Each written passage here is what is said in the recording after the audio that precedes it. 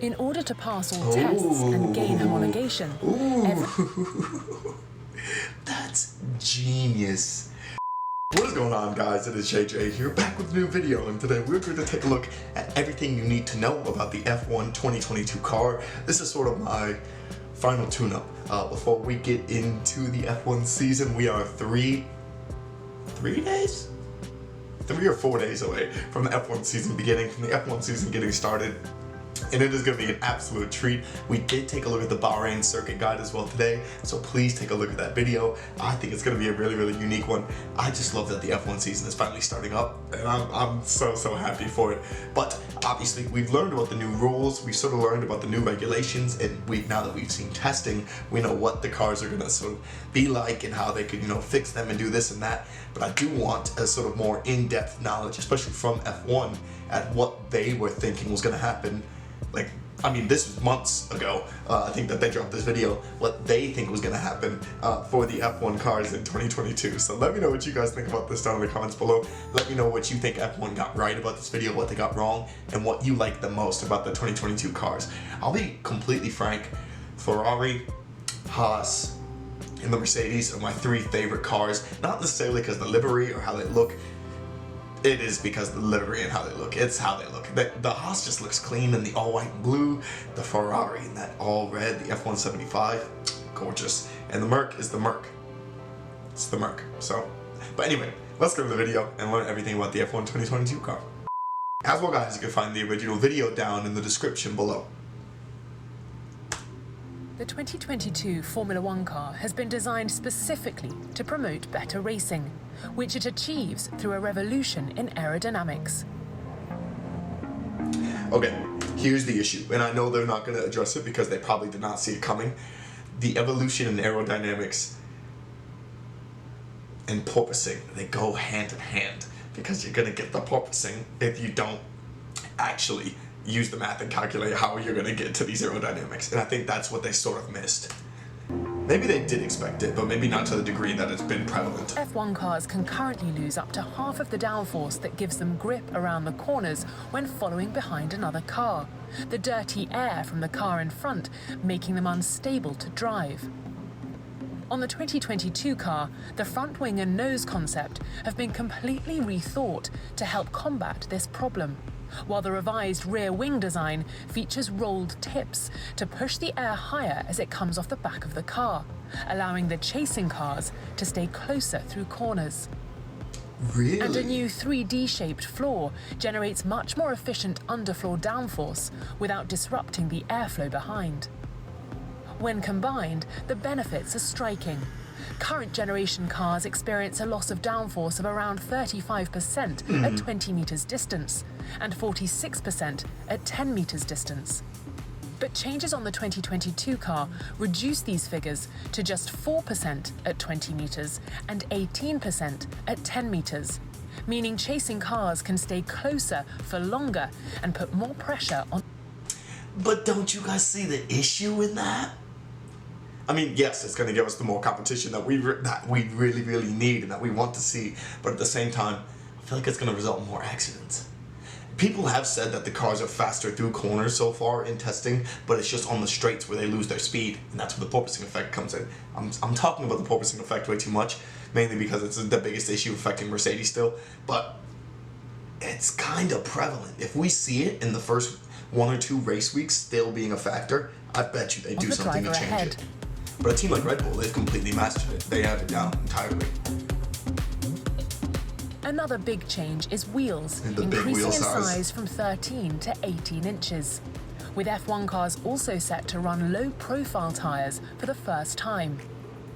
In addition, bespoke wheel bodywork has been added, including wheel covers and weight control winglets to enhance that all-important airflow. To improve racing, Pirelli, the FIA, and Formula One have worked closely together, using input from the teams to define new requirements for the tyres, with the aim of trying to stop them from overheating when they slide too much. Really? That's pretty dope. F1's turbo hybrid power units are already the most efficient engines ever created. Their thermal efficiency, their ability to turn small amounts of fuel into large amounts of energy, is incredible, while energy recovery and battery systems are already at the cutting edge of technology.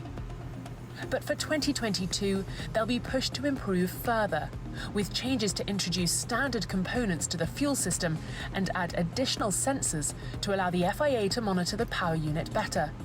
But the major change is the adoption of a new fuel called E10. E10. This will contain 10% of ethanol, which must be a second-generation biofuel made in a sustainable way.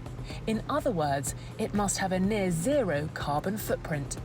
F1 remains committed to introducing a fully sustainable fuel in the near future and are researching the subject intensely. Okay. I see, while I like the idea of that, are they really searching that? Because I mean, let's face it, if you had the most fuel efficient car in the world, but that car was taken dead last in F1, they're not going to continue to do that. No team can sustain that way. Just throwing that out there. I fully support the mission though. I fully support what they're doing. Formula One remains a dangerous sport, and the push for continual improvements in safety are unrelenting. The 2022 cars will need to be able to withstand 15% more energy in front and rear impact tests, while lessons learned directly from Romain Grosjean's crash in Bahrain mean that engines must separate from the chassis in a safe manner without exposing the fuel tank. In order to pass all tests and gain homologation, That's genius. That is genius, actually.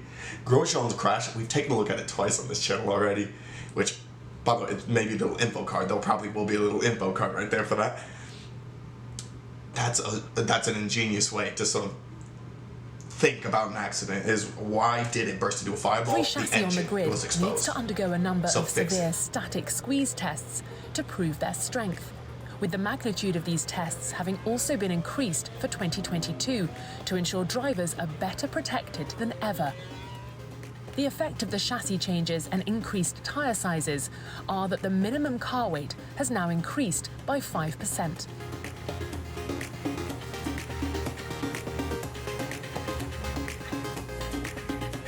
The 2022 car has been continuously scrutinised and redeveloped by some of the brightest and best minds in the business of engineering. This iteration of the car is called Uniform and is the 21st formal version of the design. That's a really good looking car. By way of comparison, the car first announced at the 2019 United States Grand Prix was Lima, 9 baseline iterations previous to this one. F1's designers have run around 7,500 simulations, generating a huge amount of data, around half a petabyte in total, equivalent to about 10 million 4-drawer filing cabinets filled with text documents. All for what? Just to essentially make sure all of the standards are hit? That's so weird. Teams are already working hard to ensure they hit the ground running at the start of F1's new era, Which they have. as They perhaps really the have most hit the ground running. wide-reaching evolution of Formula One's regulations ever is unleashed. Racing will be less predictable, more spectacular, and drivers will be able to race each other harder than ever. Formula One will... Okay, but that's the issue. That's what I'm saying, is that they want to make things more interesting. They want the racing to be closer together, but they also want drivers to be more safe, and they want things to be a lot more smoother. I just don't see how more crashes are had, to be completely frank with you. It's I don't know what like the record is for the most amount of like DNFs or crashes in an F1 season. I could see it coming this year, because no car is going to be able to pull away. Usually you get that 1 or 2 leaders that pull away and sort of thin out the pack, and then the chase cars go after them, and you get like, you know, nice 1 or 2 or 3 cars maybe competing for the lead. The way that they're talking about it is going to be like 7 or 8.